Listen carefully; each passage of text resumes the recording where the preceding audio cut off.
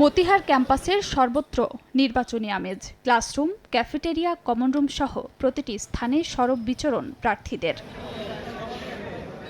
বুধবার সকাল থেকেই রাজশাহী বিশ্ববিদ্যালয় বিভিন্ন প্যানেলের প্রার্থীদের প্রচার প্রচারণায় মুখর। ক্যাম্পাসের টুকিটাকি চত্বর ও পরিবহন মার্কেট সহ বিভিন্ন হলে হলে ঘুরছেন প্রার্থীরা।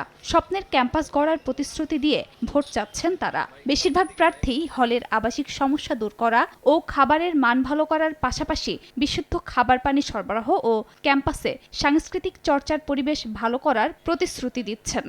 সকল শিক্ষার্থীদের সাথে দেখা করছি, আমার ব্যালট নাম্বার বলছি, ভোট দেওয়ার কথা বলছি, সবাই বেশ ভালো সাড়া পাচ্ছি। পরিবেশ এখনো পর্যন্ত স্থিতিশীল, কোনো রকম কোনো অসুবিধা প্রার্থীদের হচ্ছে না। চাওয়া পাওয়া নতুন করে উঠে আসছে আমার ইশতেহারের বাইরেও, তো আসলে এইসব নিয়ে আমার কাজ করার ইচ্ছা।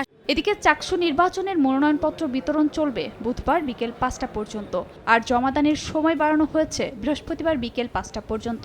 মনোনয়নপত্র যাচাই বাছাই শেষে ২১ সেপ্টেম্বর প্রকাশিত হবে প্রার্থীদের প্রাথমিক তালিকা। প্রার্থিতা বাতিলের সুযোগ থাকবে ২৩ সেপ্টেম্বর পর্যন্ত। আপত্তি গ্রহণ ও নিষ্পত্তি ২৪ সেপ্টেম্বর পর্যন্ত।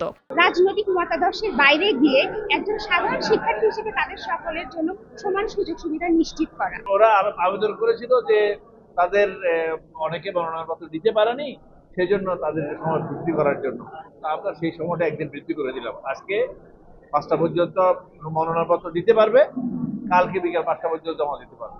চূড়ান্ত প্রার্থী তালিকা প্রকাশ হবে ২৫ সেপ্টেম্বর। এরপর প্রচার প্রচারণা করতে পারবেন প্রার্থীরা।